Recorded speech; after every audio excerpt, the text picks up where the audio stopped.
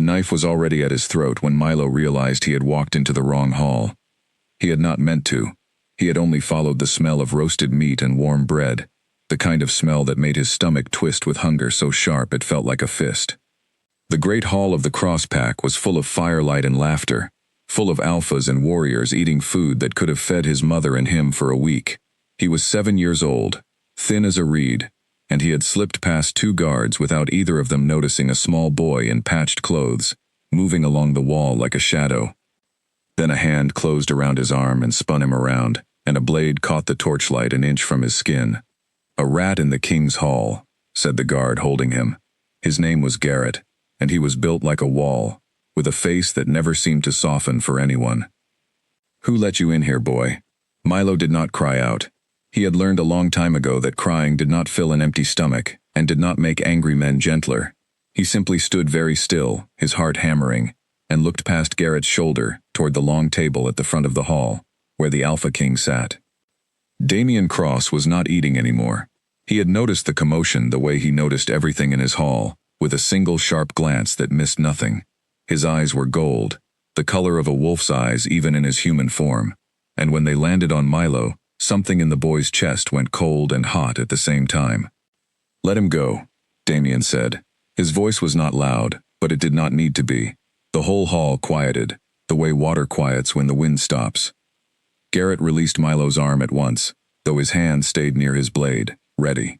"Alpha, he came in through the servants' passage. He shouldn't be here." "I said let him go, Garrett, not explain to me why you were choking a child." Garrett stepped back, jaw tight, and Milo rubbed his arm where the fingers had dug in. He should have run then.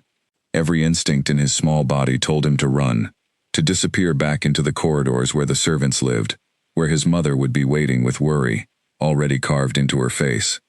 But his stomach ached, and on the table nearest him, a plate sat half full of food that no one seemed to want anymore. Roasted meat. Bread still warm enough to steam. A boy could live on a plate like that for 2 days if he was careful. He should have run. Instead, he looked straight at the Alpha King, the most powerful man in the entire territory, a man who could end a life with one word, and he asked the only question that mattered to him in that moment.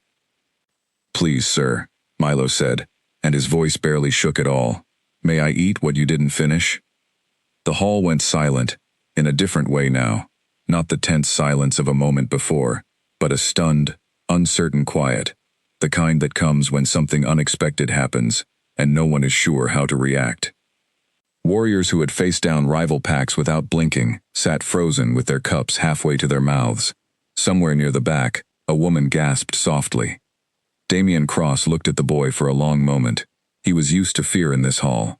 He was used to respect, to caution, to careful words chosen to please him. He was not used to a small, hungry child looking him dead in the eye and asking a question so plain and so honest that it cut straight through every layer of power and title between them.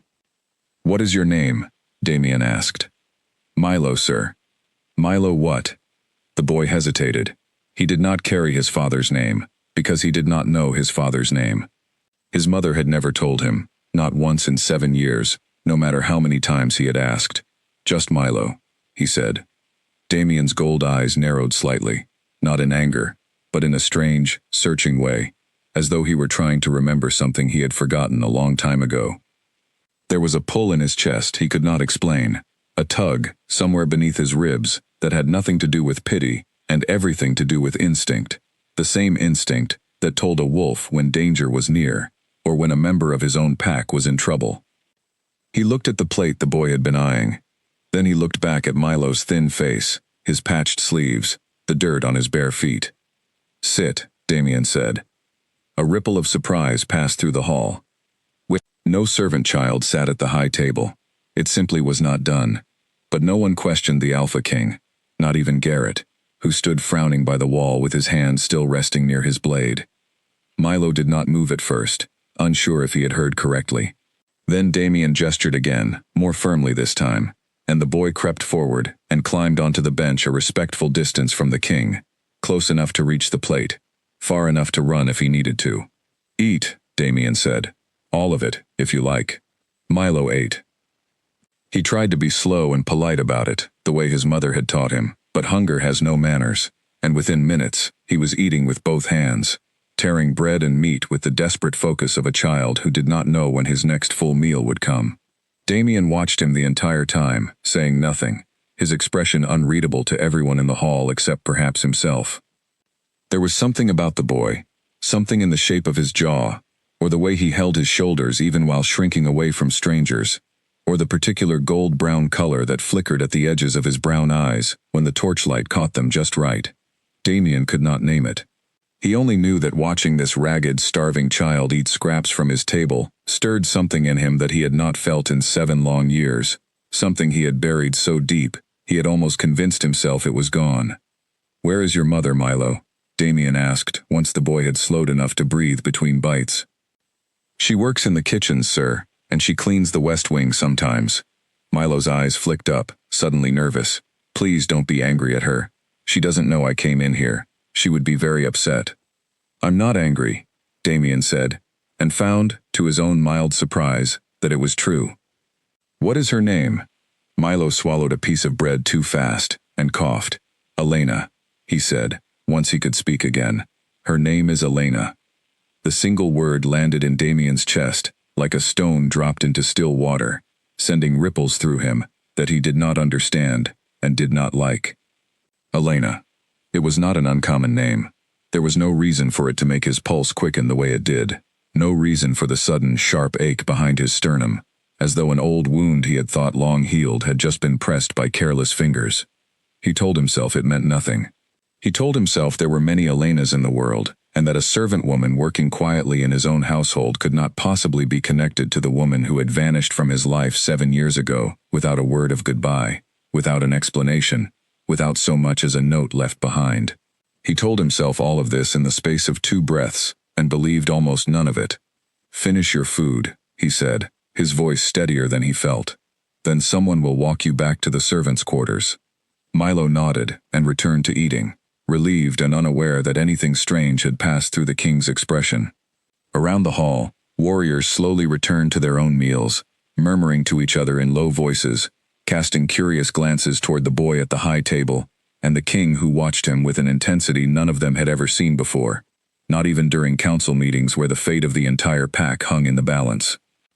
Garrett, still standing near the wall, watched his alpha's face, and felt a chill crawl up the back of his neck that had nothing to do with the drafty hall. He had served Damien Cross for nearly a decade. He had seen him furious, seen him grieving, seen him calculating in the cold, careful way that had made him one of the most respected alphas in the region. He had never seen him look at anyone the way he was looking at this small, dirty, hungry boy.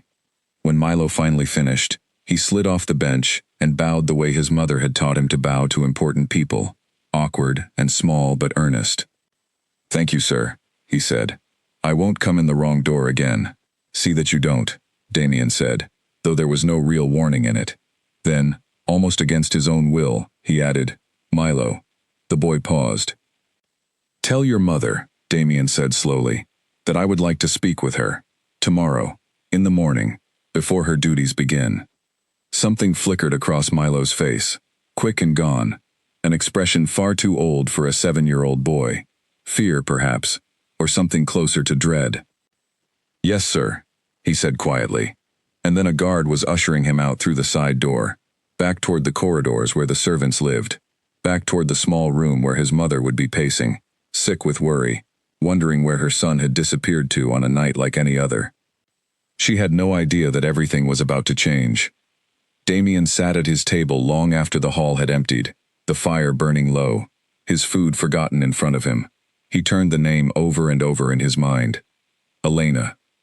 A servant in his own household, hiding in plain sight, for who knew how long, and a boy with gold flickering in his eyes, and a jaw that reminded him, uncomfortably, achingly, of his own reflection.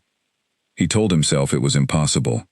He told himself many things that night, sitting alone in the great hall, with the fire dying down to embers, and the weight of 7 years pressing suddenly, unbearably close. But deep in his chest, in the part of him that was more wolf than man, in the part that had never once been wrong about matters of blood and bond, something had already recognized what his mind refused to accept. He was not looking at a hungry servant boy who happened to share a name with a woman from his past. He was looking at his son. Elena did not sleep that night. She sat by the small window of the tiny room she shared with her son, watching the moon climb over the packlands, and she thought about the message Milo had delivered to her in a shaking voice hours before. "The king wants to speak with me. Tomorrow morning, before my duties begin."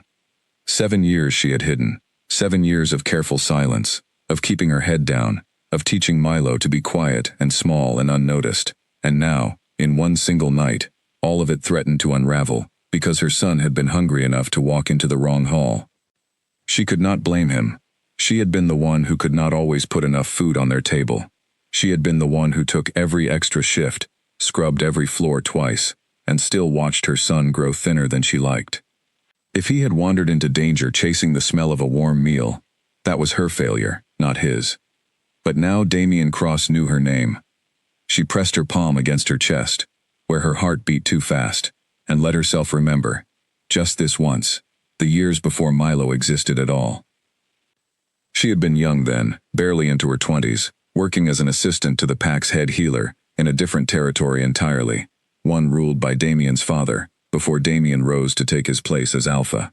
She remembered the first time she had seen him, not as a king, but as a warrior, returning from a border dispute, blood on his hands and exhaustion carved into his young face, and how she had cleaned his wounds without knowing who he truly was, only that his gold eyes had watched her hands with quiet, careful attention the entire time. They had not meant to fall into each other. It had happened slowly, in stolen moments between his duties and hers, in quiet conversations that stretched long into the night, in the particular way he had of listening to her, as though her words mattered more than anyone else's in the room. He had been kind to her in a world that was not often kind to servants and healers. She had loved him before she understood what loving an Alpha's son would eventually cost her.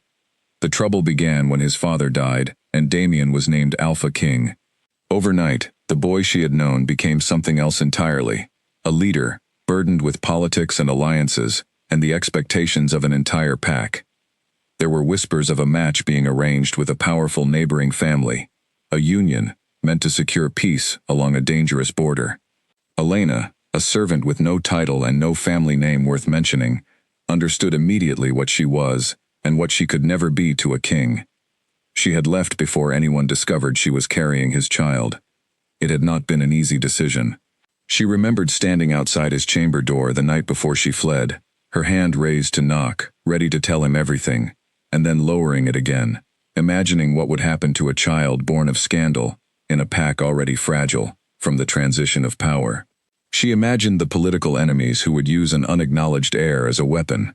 She imagined Damien forced to choose between his duty to his pack and his child, and she could not bear to put that choice in front of him.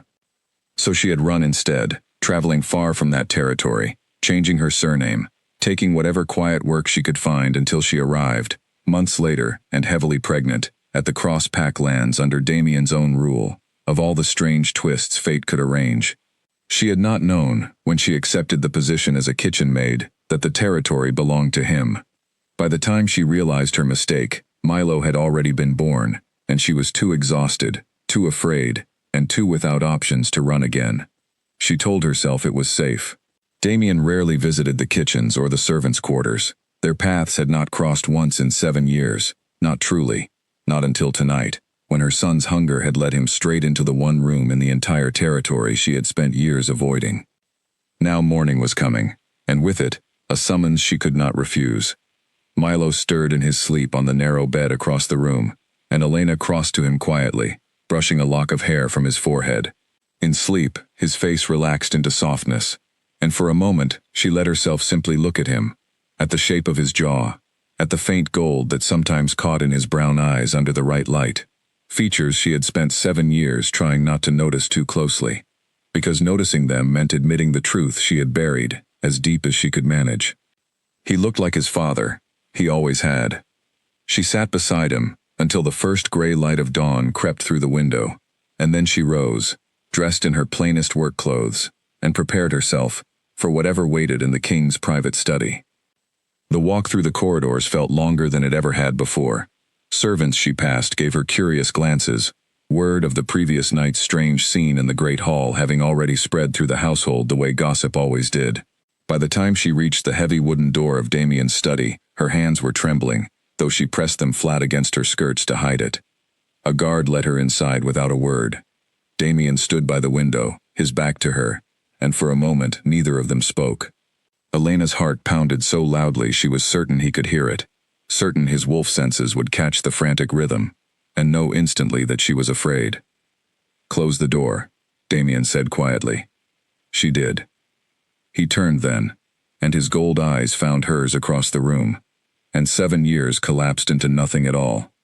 She saw recognition move across his face, swift and absolute, no doubt remaining, no possibility of mistake. He knew her, he had always been going to know her, the moment he saw her face again. "Elena," he said, and her name in his voice sounded like something between an accusation and a plea. 7 years, you have been here, in my own territory, for 7 years, and you said nothing. Damien, is he mine? The question cut through the room like a blade, sharper than she had ever heard his voice before. The boy, Milo, is he my son? Elena's throat closed.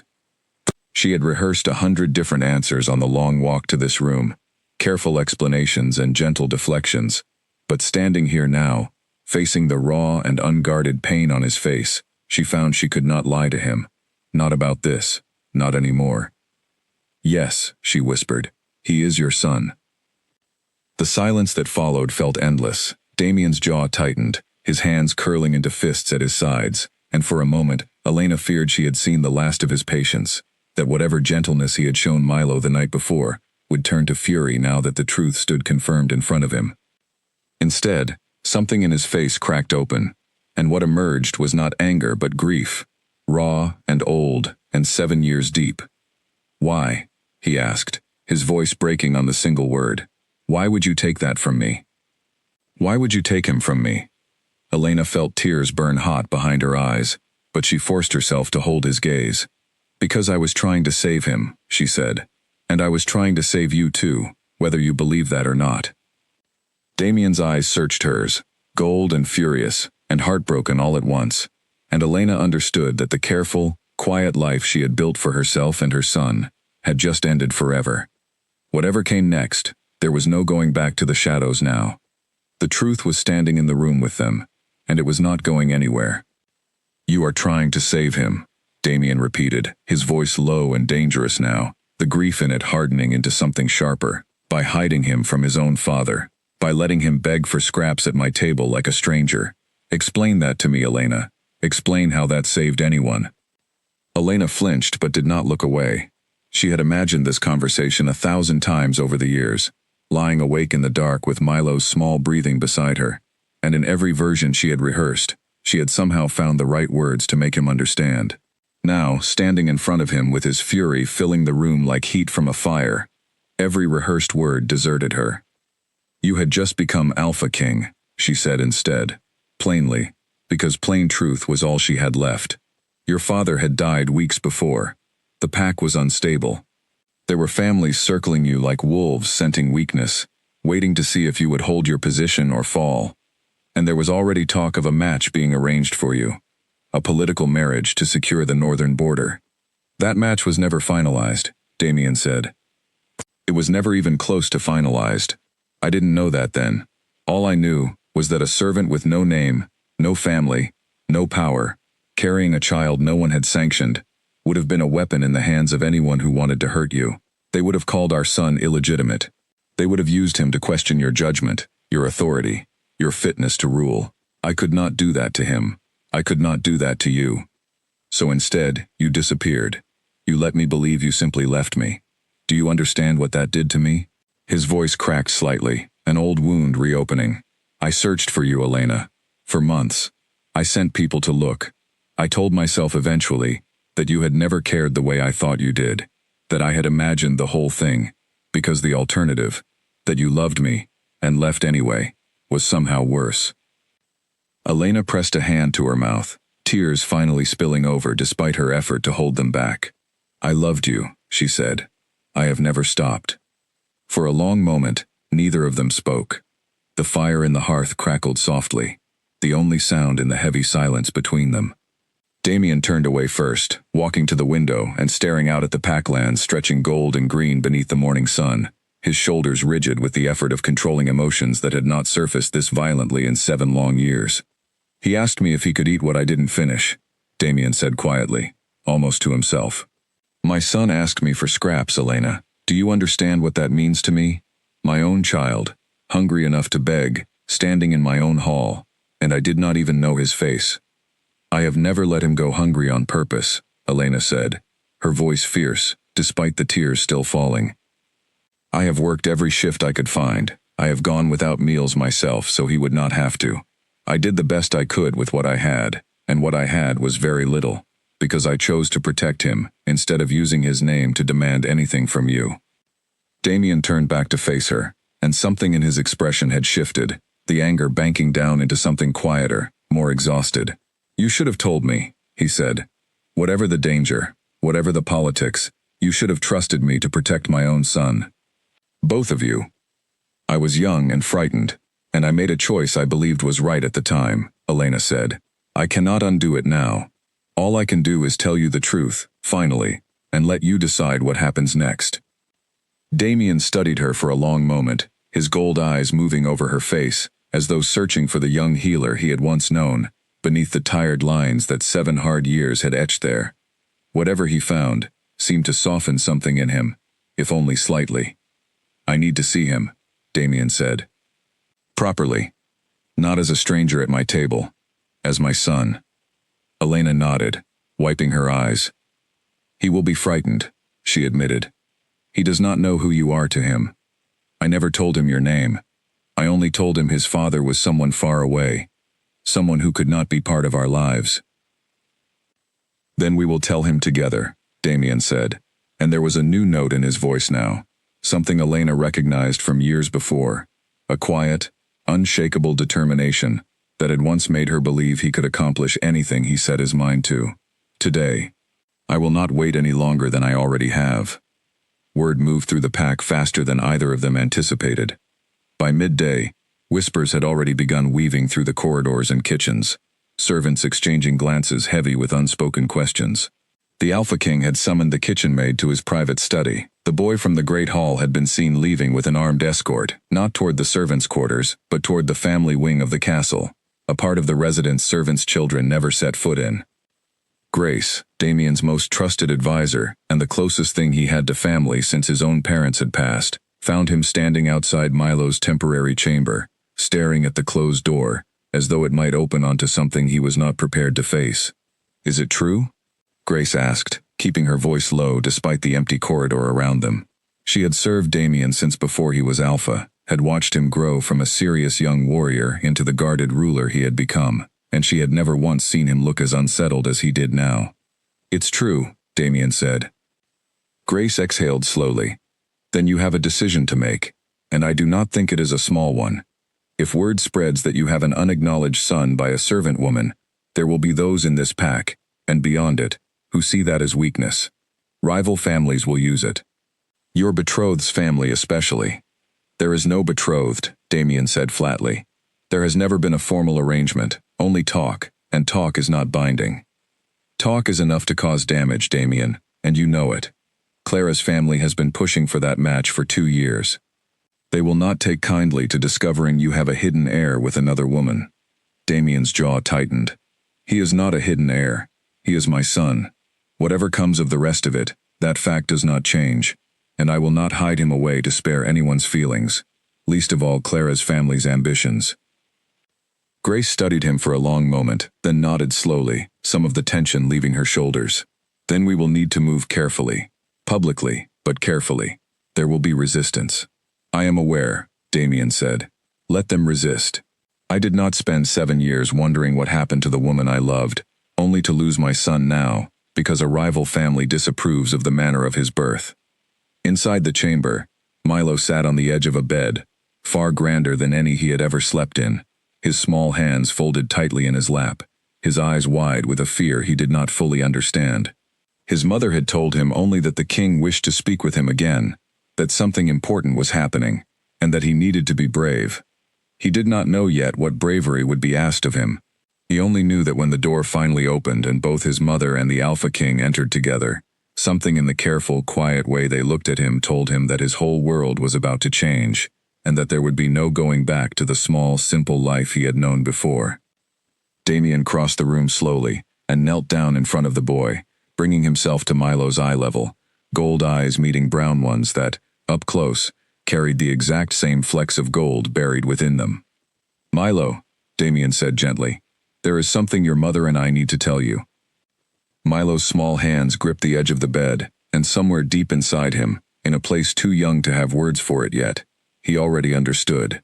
"I am your father." The words landed in the quiet room, and seemed to hang there, suspended, as though the air itself needed a moment to accept them. Milo stared at Damien, his small face working through confusion, disbelief, and something else that looked almost like hope, though he seemed afraid to let it show. "My father went away," Milo said carefully, the way a child repeats a story, told to him so many times it has become fact. "Mama said he lived far from here. She said he could not be part of our lives." "That was not entirely true," Elena said softly, kneeling beside Damien, so that both adults were level with the boy. "I told you that because I was frightened, and because the truth was complicated, and I did not know how to explain it to you when you were small. I am sorry, Milo. I should have found a better way." Milo looked between them, his brown eyes, flecked faintly with gold, moving from his mother's tearful face to the king's careful, searching one. "You are the Alpha King," he said slowly, as though testing the idea. "You have a whole pack. You have guards and a big table, and 100 people who listen to you." "I do," Damien said. "And now I also have a son, which matters to me more than any of that." Milo's chin trembled, the careful composure he had worn since infancy, the composure of a child raised to be quiet and unseen, finally starting to crack. "Why didn't you come find us?" he asked, and the question, so simple and so devastating, struck Damien harder than any accusation could have. "If you knew about me, why did you let us live in one small room while you lived here?" "I did not know about you," Damien said, his voice steady, despite the ache in his chest. "Not until last night, when you walked into my hall and asked me a question no one else in that room would have dared to ask. I did not know you existed until then, Milo. If I had known, I promise you, everything would have been different." The boy studied him for a long moment, weighing the words the way children sometimes do, with a seriousness that seems to belong to someone far older. Then, tentatively, he asked the question that had clearly been sitting heaviest on his mind since the moment he had understood what was happening. "Does this mean I have to live here now, away from Mama?" "No," Elena said quickly, before Damien could answer, reaching out to take her son's hand. "No, sweetheart, never. Wherever you go, I go. That will not change." Damien looked at her over Milo's head, and something passed between them, an old understanding rekindling, despite everything that stood unresolved between them. "Your mother is right," he said. "You will both stay here, in this household, properly cared for, properly acknowledged. No more small rooms. No more going hungry. That is finished now." Milo's grip on his mother's hand loosened slightly, some of the tension in his small shoulders easing, though his eyes remained wary, unused to trusting good news so easily. Children who have known hunger and hardship rarely believe comfort will last, not right away. "There is something else you should understand," Damien continued, choosing his words with care. "Because of who I am, and because of who you are as my son, some people in this pack may not be happy about this. There may be people who say unkind things, or who treat you differently because they are angry or frightened by change. I want you to know, before any of that happens, that none of it changes the truth. You are my son. Nothing anyone says will alter that." Milo nodded slowly, though the flicker of fear in his eyes suggested he understood, at least partially, that the road ahead was not going to be simple. Outside the chamber, that fear was already taking shape in the form of Grace, who had spent the morning fielding careful, probing questions from members of the Pack Council, all of them wanting to know if the rumors sweeping through the corridors carried any truth. By evening, when Damien formally announced at a gathering of the Pack Elders that he had a son, born 7 years prior to Elena, a woman of the household staff, the reaction was immediate and divided.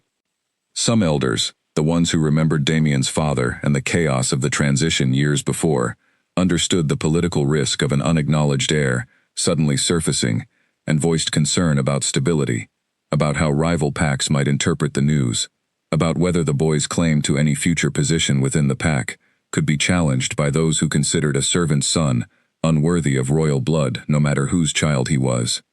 Others, younger members of the council who had grown tired of the endless political maneuvering around Damien's potential marriage, seemed almost relieved that the matter of succession had been settled by nature rather than negotiation, regardless of how unconventional the circumstances were.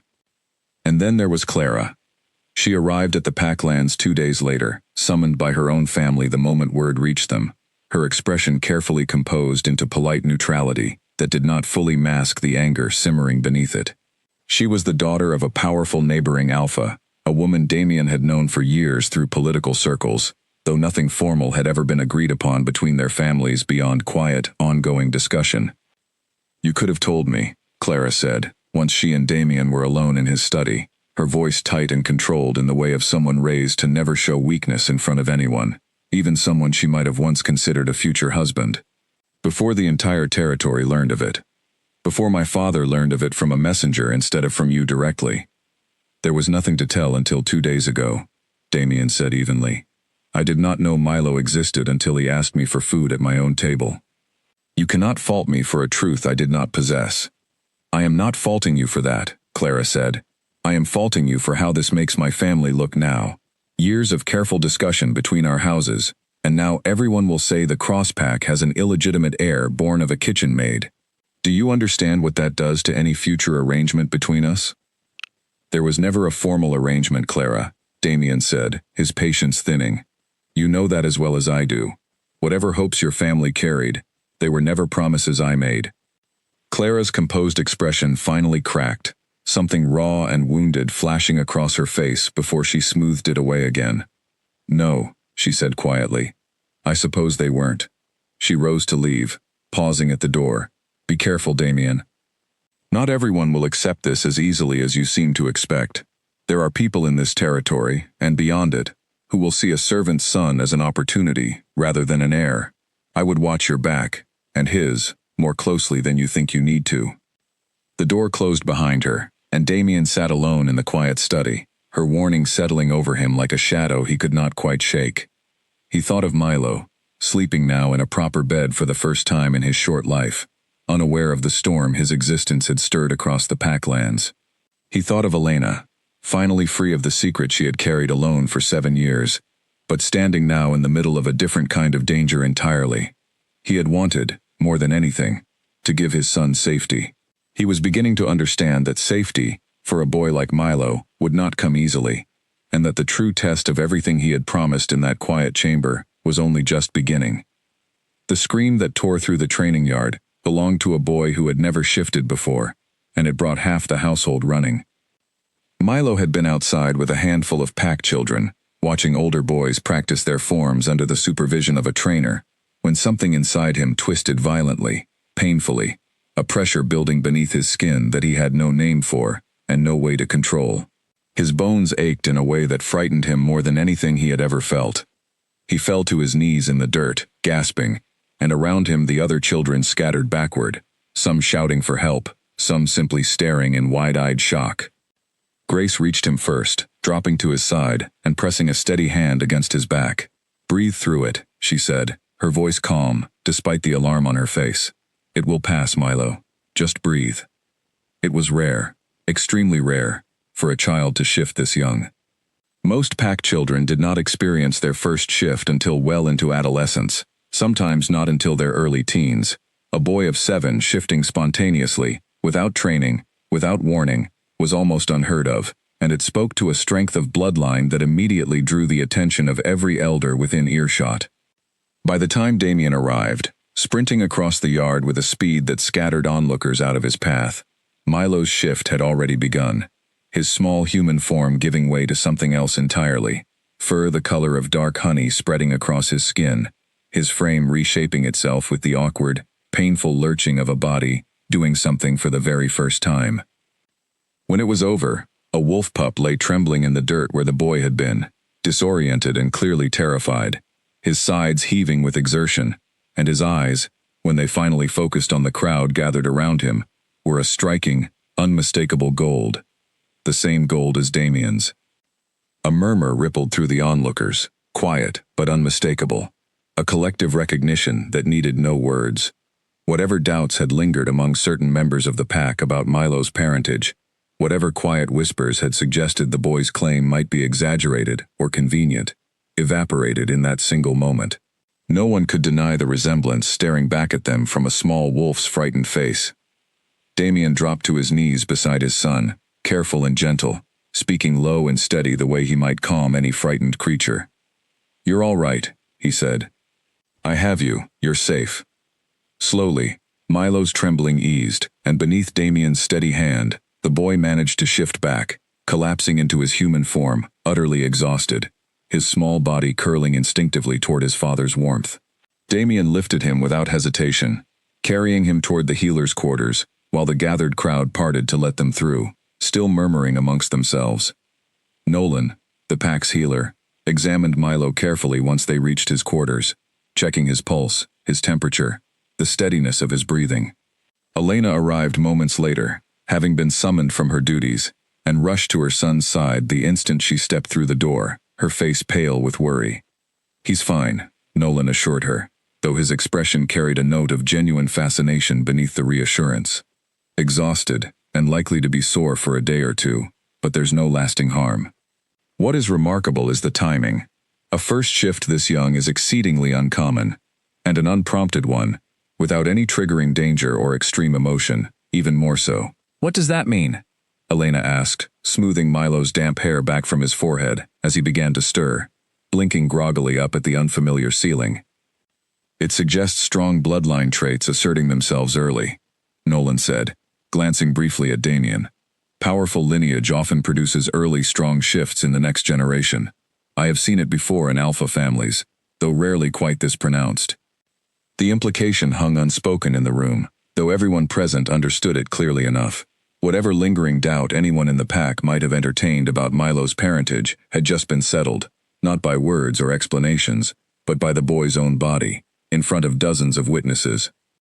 Milo, still hazy and uncertain, looked up at the faces surrounding him, his mother's relief, the healer's careful attention, and his father, standing at the foot of the bed with an expression Milo could not quite read, something between fierce pride and quiet fear. "Did I do something wrong?" Milo asked, his voice small and uncertain. Everyone was staring. "You did nothing wrong," Damien said, moving closer and sitting on the edge of the bed. "You surprised everyone, that's all. Including yourself, I imagine. Shifting for the first time is not something you can control, not at your age.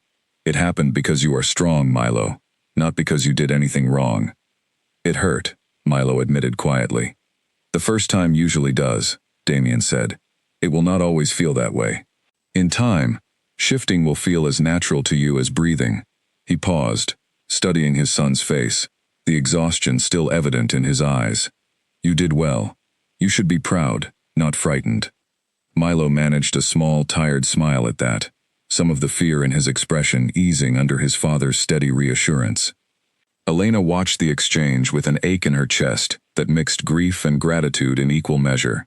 Grief for the years she had denied her son this connection, and gratitude that it was finally, however imperfectly, beginning to take root. Word of the incident spread through the packlands even faster than the initial revelation of Milo's parentage had. By the following morning, there was little room left for doubt among even the most skeptical members of the council. The boy's eyes, his early shift, the unmistakable resemblance to Damien both in human and wolf form, all of it combined to settle, once and for all, the question of his lineage. For most of the pack, this simply confirmed what they had already begun to suspect and accept. For a smaller, quieter faction, however, the confirmation stirred something far more dangerous than curiosity. Among certain families who had long hoped to see their own bloodlines rise closer to the seat of power, the sudden, undeniable emergence of a strong, gifted heir threatened ambitions that had been carefully nurtured for years. Chief among them was Victor Hale, a distant cousin of Damien's late father, a man who had never fully accepted being passed over in the line of succession decades before. and who had spent years quietly building influence among disaffected members of the council. Victor watched from the edge of the crowd as Damien carried his exhausted son back toward the family wing, his expression carefully neutral, giving nothing away. But behind his calm exterior, calculations were already turning, old ambitions reawakening now that a genuine threat and a genuine opportunity had presented itself in the small, gifted form of a 7-year-old boy who did not yet understand the danger his very existence represented to men like him. Milo slept soundly that night, worn out from the day's events, safe for the moment in a warm bed with his mother close beside him and his father, unable to fully leave despite his many duties, seated quietly in a chair near the door, watching over his son with the fierce, unwavering attention of a man determined never again to be absent when his child needed him most. He did not yet know how soon that vigilance would be tested. 2 weeks passed, and the Packland slowly settled into a new, uneasy normal. Milo had been moved permanently into the family wing, given a proper room of his own beside his mother's, filled with more comfort than he had ever known. He began lessons each morning with a tutor, basic reading and writing that Elena had never had the resources to teach him herself, and each afternoon he trained lightly with the pack's younger children, careful supervision guiding his early shifts so they would no longer come as violent, uncontrolled surprises. He was, by all appearances, thriving. Damien made a point of joining his son for meals whenever his duties allowed, small, quiet moments that meant more to both of them than either fully expressed aloud. He watched Milo grow more comfortable each day, watched the wary, careful posture the boy had carried since infancy slowly soften into something closer to the easy confidence of a child who trusted, finally, that food would be there tomorrow, and the day after that, without having to ask. Elena, too, found herself settling, cautiously, into a life she had never allowed herself to imagine. She no longer worked the kitchens or scrubbed floors, though the transition to a role better suited to the mother of the Alpha's son had not been without its own tensions. Some members of the household staff, women she had worked alongside for years, now treated her with a stiff, uncertain formality that stung more than open hostility might have. She understood it. She had gone, in the space of a single revelation, from colleague to something entirely undefined, neither servant nor noble, caught in a strange, uncomfortable space between two worlds. Damien noticed her discomfort one evening as they sat together in his study, going over arrangements for Milo's continued education, a task that had become an unexpected excuse for the two of them to spend time together, cautiously rebuilding something neither dared name outright yet. "You seem tired," he said, setting aside the papers between them. "I am adjusting," Elena said carefully. "It is strange, being neither one thing nor another. The staff do not know how to treat me anymore, and I do not entirely know how to behave either. I spent 7 years being invisible. It is difficult to suddenly be seen." "You do not have to remain in an undefined space," Damien said, his voice quieter than usual. "There is a clear path forward, if you are willing to consider it." Elena's heart stuttered slightly at the careful weight in his tone. "Damien, I am not asking for an answer tonight," he said quickly, before she could deflect the conversation entirely, something he sensed she was preparing to do. "I only want you to know that what happened between us 7 years ago was never nothing to me. I searched for you. I mourned you, in a way, for years, believing you had simply chosen to leave. Finding out the truth has not changed how I feel. If anything, it has clarified it." Elena's eyes filled with tears. She quickly blinked away, overwhelmed by the careful sincerity in his words after so many years of believing she had forfeited any right to this kind of tenderness from him. "I am afraid," she admitted quietly. "Not of you. Of everything around us. Clara's family. The council members who still look at me like an intruder in my son's own life. I do not want to make things harder for you, or for Milo, by allowing myself to hope for something more." "Let me worry about the council," Damien said, "and about Clara's family. You have spent 7 years carrying burdens alone that were never meant to be yours alone to carry. I am asking you to let me share them now." Before Elena could respond, a sharp knock interrupted the quiet moment, and Grace entered without waiting for permission, her expression tight with urgency that immediately dispelled the careful warmth that had settled over the room. "Forgive the interruption," Grace said, "but you need to hear this immediately. One of the border patrols intercepted a message meant for Victor Hale. It references Milo directly.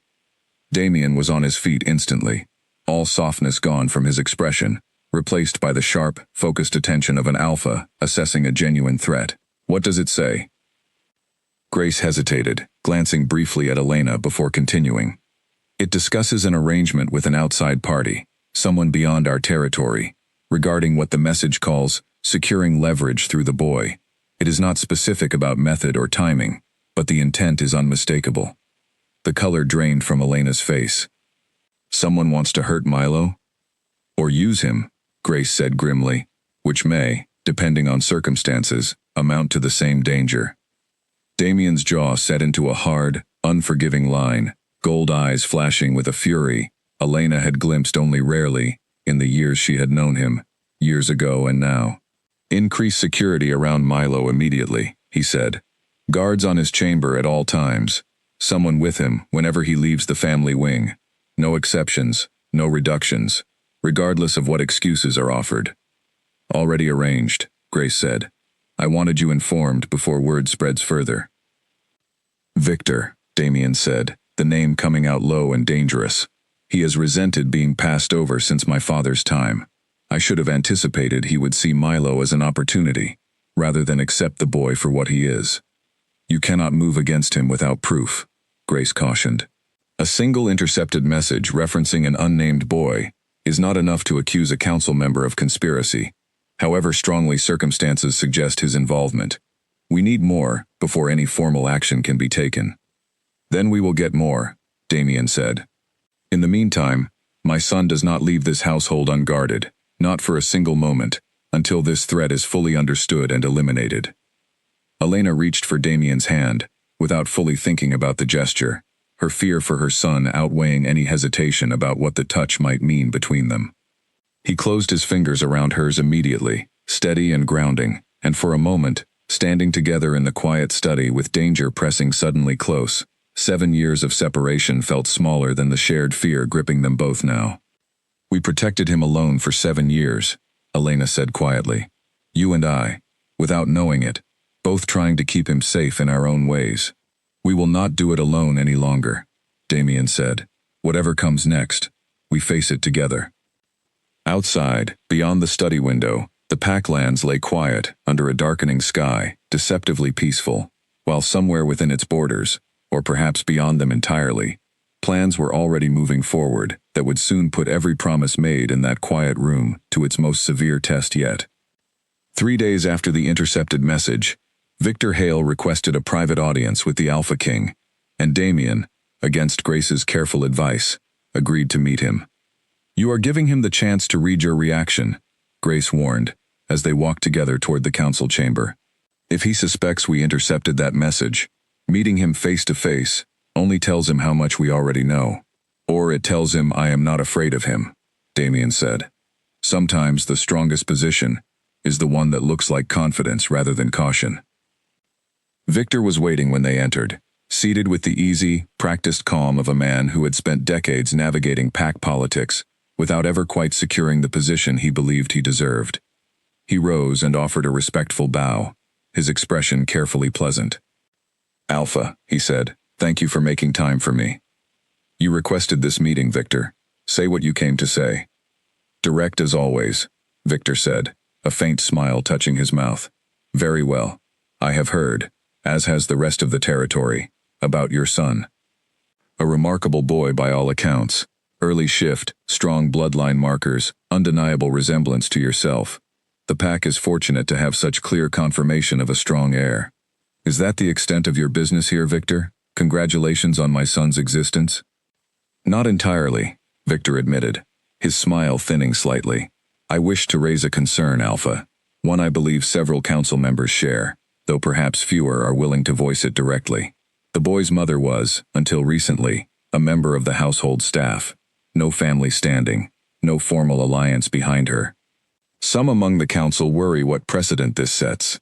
An heir born entirely outside the structures our pack has traditionally relied upon to secure stable succession. My son's legitimacy is not a matter for council debate, Damien said, his voice flat and unyielding. He is my blood, That settles the question entirely, regardless of his mother's former position within this household. Of course, Victor said smoothly. I only raise it because instability, alpha, real or perceived, invites danger from beyond our borders, as much as from within them. Rival packs will ask questions. They may see an unconventional succession as an opportunity to challenge our territory's strength. Damien studied Victor closely, searching for any crack in the carefully composed surface, any flicker that might betray guilt or deception. Victor's expression remained maddeningly pleasant, giving nothing away. Is there a specific danger you are warning me about, Victor? Damien asked, or merely raising hypothetical concerns for their own sake? Merely concerns, Alpha, Victor said. Though I would advise, as someone who remembers the instability following your father's passing all too well, that securing your son properly, formally, publicly, sooner rather than later, might discourage anyone who saw the current arrangement as a weakness worth exploiting. The meeting ended shortly after, Victor departing with the same unbothered calm he had arrived with, leaving Damien and Grace alone in the council chamber. He knows something, Grace said quietly, once the door had closed. That entire conversation was a warning disguised as advice. Or a threat disguised as concern, Damien said. Either way, he wanted me to understand that Milo's position remains vulnerable, and that he considers himself positioned to exploit that vulnerability if it suits his purposes. That night, unable to settle despite the increased guard around the family wing, Damien found himself standing outside Milo's door, long after the boy had fallen asleep, watching the steady rise and fall of his son's small chest through the partially open door, a habit he had developed in the weeks since learning of the threat against him. Elena found him there, wrapped in a shawl against the evening chill, and joined him quietly in the corridor. You should sleep, she said gently. I find I cannot. Most nights, Damien admitted. 7 years I did not know he existed. Now that I do, the thought of losing him, of some enemy using him as leverage against everything I have built, is unbearable, in a way I did not anticipate feeling this strongly. You are his father, Elena said simply. This is what it feels like. Damien looked at her in the dim corridor light, 7 years of separation and hardship visible in the careful, guarded way she still sometimes held herself. Even now, even here, safe within his own household. I understand now why you ran, he said quietly. I was angry at first, and some part of that anger remains, if I am honest. But standing here, feeling this fear for him, after only a few weeks, I cannot imagine carrying that same weight alone for 7 years, with no one to share it, no one to help protect him. It was the hardest thing I have ever done, Elena admitted, every day, wondering if I had made the right choice, wondering if you would have protected us both, if you would have found a way, if I should have trusted you enough to try. You do not have to wonder any longer, Damien said, reaching out to take her hand, the gesture becoming easier, more natural, each time he did it. Whatever comes next, whatever Victor Hale or anyone else attempts, we face it together, as we should have from the beginning. A sound from within the room, small and sudden, drew both their attention, and they turned to find Milo sitting upright in bed, awake despite the late hour, watching them from the doorway with wide, curious eyes. Are you two going to get married?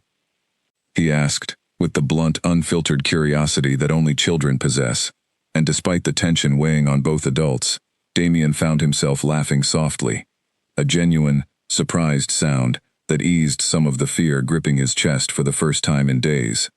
Go back to sleep, Milo, Elena said, though a small smile had broken through her own worry. That's not a no, Milo pointed out, settling back against his pillow, with the satisfied expression of a child who believes he has won an argument.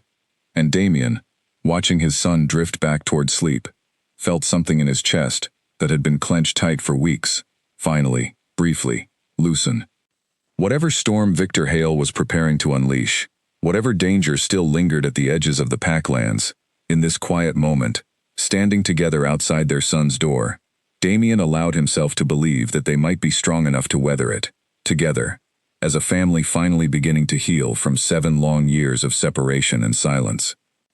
He did not yet know how quickly that fragile peace would be tested. The attack came on a morning that had started like any other, with sunlight pouring through the windows of the family wing, and Milo laughing over breakfast at something his mother had said, unaware that danger was already moving quietly through the outer edges of the packlands. It began with a diversion. Reports came in of a fire near the eastern storage buildings, far from the family wing, and a significant portion of the pack's warriors, including several of Milo's usual guards, were pulled away to help contain it. It was only after the fire was extinguished, revealed later to have been deliberately set, that anyone realized the true purpose behind it. Milo had been in the training yard with his tutor and 2 remaining guards when a small group of unfamiliar men, moving with the practiced efficiency of people who had planned every step in advance, breached the perimeter through a gap left exposed by the redirected warriors. The confrontation was brief and controlled. The guards fought, but they were outnumbered, and within minutes, Milo had been taken, bundled away before the alarm could properly spread through the rest of the household. Elena's scream, when she learned what had happened, echoed through the family wing, loud enough that Damien heard it from his study 2 corridors away, and was moving before Grace had even finished explaining what had occurred. "How long ago?" Damien demanded, already striding toward the courtyard where warriors were gathering in stunned, urgent confusion. "Less than 20 minutes, Grace said, struggling to keep pace with him. The fire was a distraction, clearly. Whoever did this planned carefully. They knew exactly where our guard coverage would be weakest." "Victor," Damien said, the name coming out like a growl, more wolf than man in that moment. "Find him. Now." But Victor, when located, was found calmly attending to council business in the Eastern Hall, surrounded by witnesses who could attest he had been there the entire morning. His alibi, as carefully constructed as everything else about the operation had apparently been. "I assure you, Alpha," Victor said, his composed expression betraying nothing, even as accusation burned openly in Damien's gold eyes. "I had no part in this. Whoever took your son acted independently, and I am as troubled by this development as anyone in this hall." "I do not believe you," Damien said, his voice low and dangerous, every instinct screaming at him to act on the fury coursing through his veins. "But I do not have time to prove it right now. My son is somewhere beyond these walls, and every moment I spend here confronting you is a moment he remains in danger." He left Victor standing in the council hall, unable to prove anything definitively, but certain, in the deepest part of himself, exactly who had orchestrated the attack. The search that followed was swift and relentless. Damien personally led the tracking party, following the scent trail left by the intruders through the forest bordering the packlands, his wolf senses sharpened by fear and fury, into something almost supernatural in their focus. Elena remained behind, though every instinct in her screamed to join the search, held back only by Grace's insistence that she needed to be present in case any ransom demand or communication arrived at the household.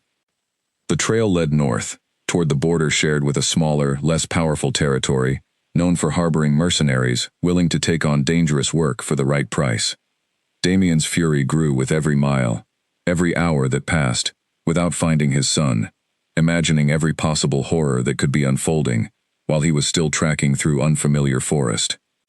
They found the hideout as evening fell, a rundown structure at the edge of the neighboring territory, poorly guarded by men who had clearly not anticipated the Alpha King himself leading the pursuit with a small, determined pack of his most skilled warriors close behind him. The confrontation was swift. Damien's wolf form tore through the perimeter guards with a speed and ferocity born of pure paternal desperation, his warriors close behind him clearing the remaining resistance with practiced efficiency. Inside, they found Milo in a small back room, frightened but unharmed, tied but not otherwise mistreated, his captors apparently intending to use him as leverage rather than to cause him direct harm. When Damien burst through the door, still partially shifted, gold eyes blazing, Milo's fear broke immediately into overwhelming relief, and the boy scrambled toward him the moment his hands were free, burying himself against his father's chest with a desperate grip that spoke of every terrified minute he had endured since being taken. "I knew you would come," Milo said, his voice muffled against Damien's shirt, trembling but certain. "I told them you would come." "Always," Damien said, holding his son tightly, his voice rough with an emotion he made no effort to hide in front of his warriors. "I will always come for you, Milo, no matter what." The men responsible for the kidnapping were captured and questioned, though the trail of who had hired them proved deliberately obscured, payments routed through intermediaries, designed to prevent any direct connection back to whoever had ordered the attack. It was not proof, not the kind that could be presented before the full council, but every instinct Damien possessed continued pointing toward the same familiar, carefully composed face. The journey back to the Packlands felt endless, despite covering the same distance in half the time, Damien keeping Milo close the entire way, refusing to let his son out of arm's reach even for a moment. When they finally arrived, Elena was waiting in the courtyard, and the sight of her son running toward her, exhausted but whole, broke something open in her that had been held rigidly closed since the moment she learned he was taken. She wrapped him in her arms, tears streaming freely down her face, and over Milo's head, her eyes met Damien's, gratitude and fear, and something deeper passing between them without need for words. "He is safe," Damien said quietly, stepping close enough to rest a hand against both their shoulders, drawing them together, into something that, for the first time since the crisis began, felt almost like an embrace, shared by an entire family, rather than three separate people, bound together by circumstance. "For now," Elena said, though there was less fear in her voice than there had been that morning, replaced by a fierce, protective determination that matched the look Damien recognized in his own reflection. "For now is no longer enough," Damien said, his voice hardening with resolve. "Whatever it takes, whoever is responsible, this ends. My son will never again spend a single day in fear within his own territory."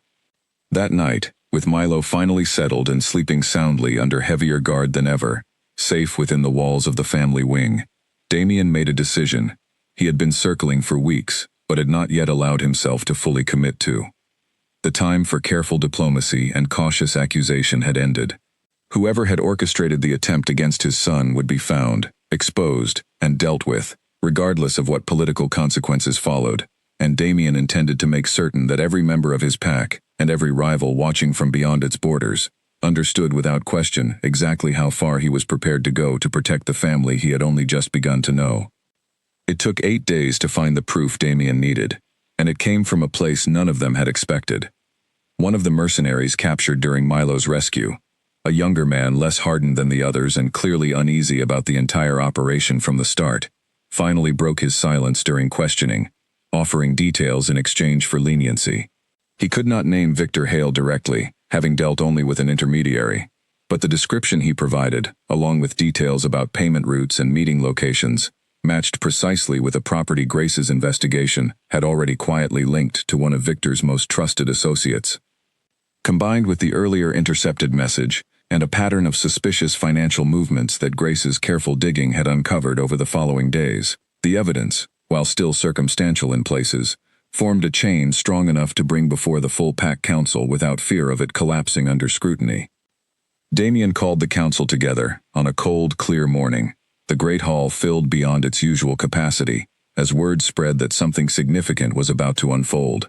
Victor arrived with his usual composed confidence, though something in his posture seemed slightly less certain than it had during their previous encounters, as though he sensed the ground shifting beneath him before Damien had said a single word. 8 days ago, Damien began, his voice carrying easily through the silent hall. "My son was taken from these lands by armed men who breached our perimeter during a fire deliberately set as a distraction. I found him, unharmed, and brought him home. Since then, I have been searching for the person responsible." He gestured, and Grace stepped forward, laying out the evidence methodically before the assembled council. The intercepted message, the financial trail, the testimony of the captured mercenary, each piece building steadily upon the last, until the conclusion became difficult for anyone in the hall to deny. "All of this points to one individual," Damien said, turning his gold eyes directly toward Victor, who stood rigid amid the gathered council members, every eye in the hall now fixed upon him. "Victor Hale, who has resented being passed over for leadership since my father's time, who saw in my son's sudden emergence a threat to ambitions he has nursed for decades, and who chose to act on that resentment by endangering the life of a child." "This is circumstantial," Victor said, though his voice lacked its usual smooth confidence. "None of this proves I ordered anything. A message intercepted, financial patterns that could belong to anyone, the word of a mercenary desperate to save himself from punishment. This is not proof, Alpha. This is desperation dressed as justice. Perhaps individually, none of it would be sufficient, Damien said. Together, it tells a clear story, one that every member of this council can see plainly, regardless of what you choose to claim. He paused, letting his gaze sweep across the assembled elders, giving them the chance to weigh the evidence themselves before he continued. I am not interested in punishing you based on suspicion alone, Victor. I am interested in the truth, and I believe every person in this hall already recognizes it. The silence that followed stretched long and heavy, and it was an older council member, one who had served since Damien's father's time and had no particular loyalty to either man, who finally spoke. The evidence is compelling, he said slowly. Whatever doubt remains about direct proof, the pattern is too consistent to dismiss as coincidence.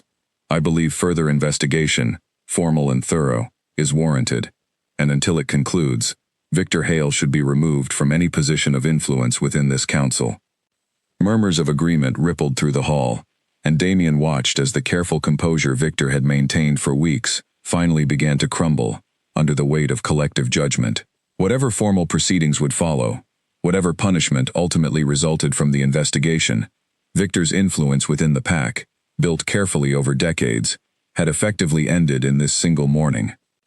You will regret this, Victor said quietly, as guards moved to escort him from the hall, his composed mask slipping entirely to reveal something bitter and cornered beneath it. That boy will always be a target, Damien, whether I remain a threat or not. There are others who will see the same opportunity I saw, and you cannot guard him forever. I am aware of the danger that will always surround him, Damien said evenly, which is precisely why I intend to make certain every person watching understands the cost of underestimating how far I will go to protect him. Let this serve as your answer to anyone considering the same mistake. Victor was led from the hall, and the council session concluded with a formal vote to strip him of his position pending further investigation, a decision that carried unanimous support from every member present. The message, Damien knew, would spread quickly beyond the Packlands themselves, a clear demonstration to any rival family or ambitious relative who might have considered Milo's unconventional birth an opportunity worth exploiting. That evening, with the immediate threat finally addressed and a measure of security restored to the household, Damien found Elena and Milo together in the family wing's small garden, the boy chasing fireflies in the fading evening light while his mother watched, smiling in a way Damien had not seen from her since their reunion weeks before, unguarded and genuinely at peace. He joined them quietly, settling beside Elena on the garden bench, watching their son's laughter fill the quiet evening air. It's over, Elena said softly, though there was a note of question in it still, a lingering caution born of too many years spent expecting danger around every corner. The immediate threat is over, Damien said honestly. Victor will face proper consequences, and word of what happened to him will discourage others from attempting something similar. But I will not pretend Milo's position will ever be entirely free of risk. He is my son, and my heir, and that carries weight that will follow him his entire life. I understand that now, Elena said. I think, in some ways, I always did. It was part of why I ran in the first place. She watched Milo laugh, as another firefly slipped through his fingers, glowing softly against the darkening sky. But watching you tonight, watching how far you went to bring him home, I believe now that whatever comes, he will not face it unprotected. Neither of us will. Damien reached for her hand, and this time, she did not hesitate before lacing her fingers through his. Neither of you will ever face anything alone again, he said quietly. That is a promise I intend to keep for the rest of my life. Above them, the first stars were beginning to appear, and in the garden below, Milo's laughter continued, bright and unburdened, a sound that neither of his parents intended to let danger silence again. A year passed, and the boy who had once begged for scraps at the edge of a crowded hall now sat comfortably at his father's right hand, no longer a stranger among the pack he called home, but a recognized and cherished part of it. The formal ceremony naming Milo as Damien's heir took place on a bright autumn morning. The Packlands gathered in full beneath clear skies to witness the moment officially, though in truth, most of the territory had long since accepted the boy's place among them, without needing any ceremony to confirm it. Even so, tradition mattered in matters of succession, and Damien intended to leave no question unanswered, no future challenge given room to grow from ambiguity left unresolved. Milo stood at the center of the gathered crowd, dressed formally for the occasion, though clearly still more comfortable in simpler clothes, his gold-flecked eyes moving nervously across the sea of faces watching him. He was 8 years old now, taller than he had been a year before, steadier in himself, in a way that came from months of safety, of consistent meals, of a father who showed up at his door every evening without fail, and a mother who no longer had to hide who she was, or who her son's father had always been. Elena stood beside Damien at the front of the gathering, her position within the pack finally settled beyond question after their quiet marriage several months before. A small ceremony attended only by those closest to them, followed by a public celebration that had drawn the entire territory together in genuine, unforced joy. She watched her son now with an expression that held all the years of hardship behind her, all the fear and sacrifice that had once defined her every choice, transformed now into something lighter, something that finally allowed itself to simply be happy. "Milo Cross," Damien said, his voice carrying clearly across the assembled crowd, son of Damien and Elena Cross, is hereby recognized before this pack, and all who witness it, as the rightful heir to the Cross territory, to inherit its lands, its responsibilities, and its people, when the time comes for him to lead. A cheer rose from the gathered crowd, warm and genuine, and Milo, despite his nervousness, found himself smiling as the weight of the moment settled over him, not as a burden, but as something he had, in the past year, grown to understand and even welcome. He had learned, through careful teaching from both his parents, what leadership meant, beyond titles and ceremonies, what it meant to care for people, to listen to them, to protect them the way his father had protected him. Victor Hale had been formally exiled from the territory months before, his influence entirely dismantled, his ambitions ended by the very evidence he had once dismissed as insufficient. Word of his fall had spread quickly among neighboring territories, serving exactly the purpose Damien had intended, discouraging any similar schemes before they could take root. The Packlands had known peace since, a peace that felt, to those who remembered the tension of that first difficult year, genuinely earned rather than simply assumed. After the ceremony concluded, the celebration moved into the great hall, tables laden with food far exceeding what any single gathering could consume, laughter and music filling a space that, exactly 1 year before, had held a very different kind of moment, a hungry boy asking a stranger if he might eat what was left behind. Milo found himself remembering that night, as he sat now at the head table beside his parents, watching servers move easily among the crowd, offering food freely to anyone who wanted it. No one left hungry. No one left waiting at the edges wondering if they were welcome. "Do you remember," Milo asked quietly, leaning toward his father during a lull in the celebration, "the first time I saw you, when I asked if I could eat what you didn't finish?" "I remember every detail of that night," Damien said, smiling at the memory despite the pain still woven through it. "It was the night that changed everything, for both of us." "I was so scared," Milo admitted. "I thought you might be angry." "I was never angry," Damien said. "I was only sad, once I understood who you were to me, that you had ever needed to ask such a question in the first place. No child of mine should ever have to wonder if there will be enough food for them. That will never happen again, not to you, and as far as I am able to ensure it, not to anyone within these lands." Elena, listening quietly beside them, reached over to rest a hand on her son's shoulder. "You changed his life that night," she said softly. "You changed both our lives, simply by being brave enough to ask a question most children would have been too frightened to voice." Milo considered this for a moment, watching the warm, golden light of the hall reflect off cups and plates, listening to laughter and conversation fill a space that had once felt so distant and unreachable, to a small, hungry boy, standing uncertainly at its edge. "I'm glad I asked," he said finally, simply, the way children often speak the truest things, without needing elaborate words to carry the weight of what they mean. Damien reached out and pulled his son into a warm, easy embrace, the kind that had become natural between them over the past year, no longer unfamiliar or hesitant, but simply part of who they were now, father and son, bound not only by blood but by everything they had endured and overcome together since that first fateful night. "So am I," Damien said quietly, against his son's hair. "So am I, Milo. More than you will ever fully know." Outside the great hall, beneath a sky bright with early evening stars, the packlands stretched wide and peaceful, home now to a family that had once been scattered by fear and secrecy, brought together finally by a small boy's simple, courageous question, and by a father's unwavering determination, once he understood the truth, to never again let his son go without. The hungry boy who had once stood trembling at the edge of a crowded hall was gone, replaced by a confident young heir surrounded by people who loved him, protected by a father who would move mountains for his sake, and comforted always by a mother whose long years of quiet sacrifice had finally, fully, been rewarded with the family she had always wanted for both of them. It was, in every way that mattered, exactly the ending Milo's brave question had deserved.